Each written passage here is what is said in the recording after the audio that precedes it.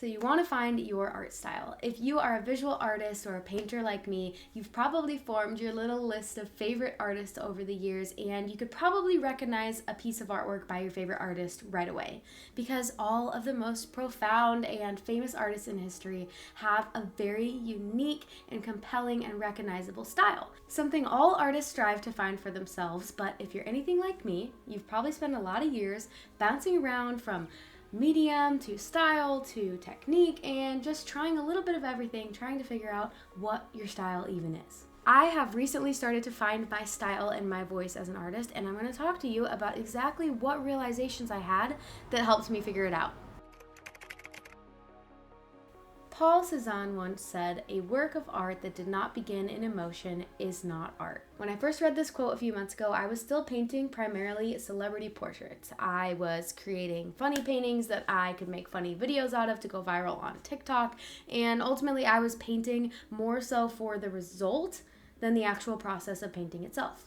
I was rushing the painting process just to hurry up and finish it so I could see how it would do on social media. I was obsessed with the feeling of going viral, and whether or not one of my artworks did well on social media or not was my gauge of success. At a certain point, I wasn't even enjoying the process of painting itself. When I read this quote, I thought back to the artwork that I used to make before I had any followers online. It was the paintings that I did when I was an exhausted single mom after a long day of school and work, and I painted because I felt like I had to paint. I had to get something off my chest or I was gonna go crazy. It was a therapeutic outlet for me. It was an activity that I enjoyed doing as like an escape. And that is when I loved the process of painting. I would put on my favorite music, I would have my favorite little beverage, I would have snacks, and it was, hello, my cat's ripping carpet. Nobody in this house wants me to succeed. And I used to crave those moments, and it was in those moments that I felt the most connected to myself. And it was then that I realized that the art I was creating was not aligned with my soul, with who I was. And there's nothing wrong with painting celebrities or painting portraits, but I realized that I used to paint based on emotion, create out of emotion, and I was no longer doing that. All right, number 2, purpose versus mission. It was around the same time that I read that quote that I came across a video on TikTok, and it was a man talking about the difference between purpose and mission. He was talking about how most people mix up those two. They spend their entire life searching for what they think is their purpose, but what they're looking for is an action.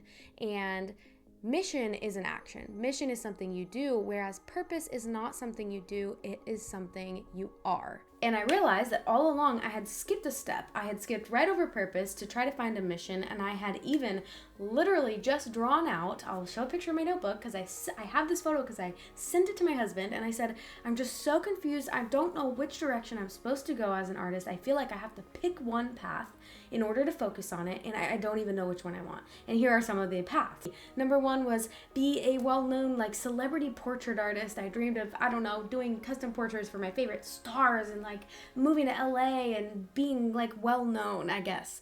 And number 2, I had being like a YouTube art teacher kind of person, like a Bob Ross, and I make tutorials on how to paint and little kids tutorials.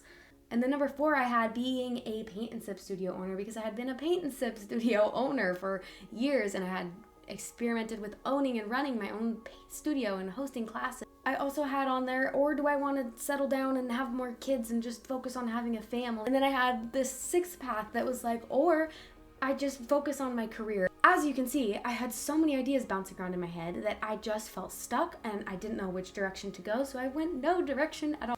I didn't know what to sit down and paint because I was trying to figure out the next step of where am I going after this. Once I realized that all of those paths I drew out were missions, not purposes, it changed everything for me. Ironically, at this time, I posted my most viral video ever, and it was just basically a tribute to my late high school art teacher who encouraged me to pursue art when I was kind of isolated as a teen mom in high school, and I would hang out in his classroom as an escape.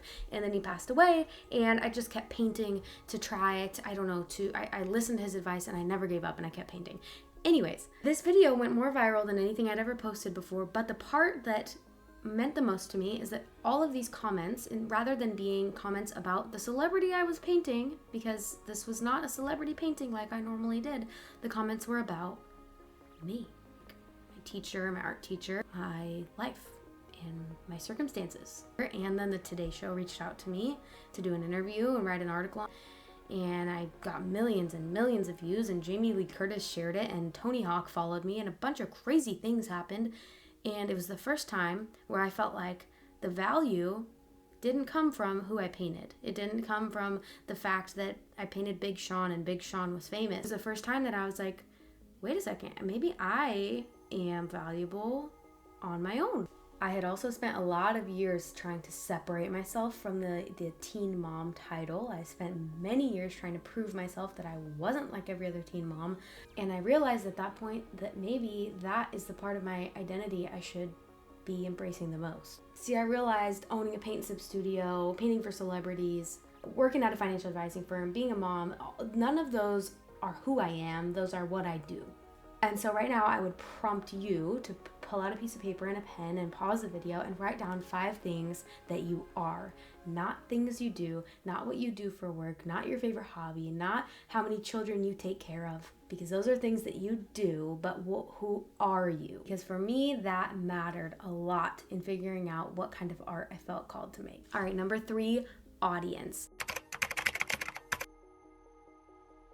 Who are you creating for? You might think you're creating for you, but I'm gonna ask you a question just to test that, because the only way that you'll really find your authentic voice and style as an artist is if you're creating for nobody else but yourself. So if tomorrow you moved to this luxury remote island and you had everything you needed there, all the food and drinks and a beautiful view, and you had all the art supplies in the world, and it was this paradise, but you never saw another human again, would you still paint the things or draw the things that you do right now if no one else was ever going to see it again but you? If you had no audience, no one to judge, no one to like or share your video, would you still create the things that you're creating right now? And if the answer is no, then you are not creating for yourself. You're creating for your audience. All right, 4, supply and demand.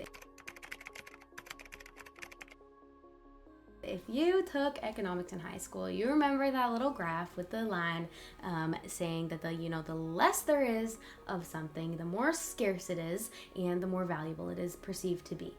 Well, the same applies to you. There is a reason that certain people, certain stars in the music industry, in the movie industry, in the modeling industry, in the dancing industry, they are perceived to be so much more valuable because they are so unique. Because there is nobody else like them. Nobody can match or replicate what they do because they are so compellingly unique. And can you imagine if those people, I'm sure you have some coming to your mind right now, like, I don't know why one for me is Michael Jackson. It's like nobody at that time could do what he did, and there's a reason that he was the king of pop. Can you imagine if rather than embracing the things that made him super unique, he tried to fit in with everyone else? He would never have been Michael Jackson. Or models who have such a unique physical appearance that it has just catapulted them into another level of success. In the modeling industry, can you imagine if they had had plastic surgery done or work done to make themselves more like everyone else? Well, they would not be deemed as valuable in society or in the modeling industry today. And when it comes to painters or sculptors or writers or drawers, what's someone who draws? There are thousands, maybe millions of people who do what you do. There are millions of painters in the world. However, there is only one of you.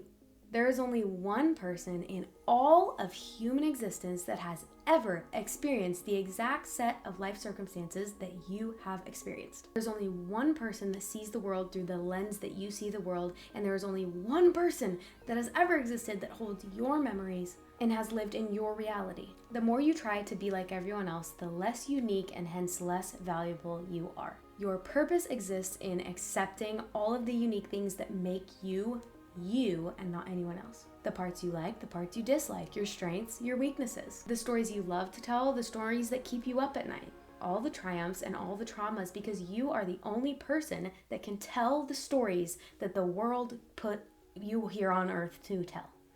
Number 5, people crave authenticity.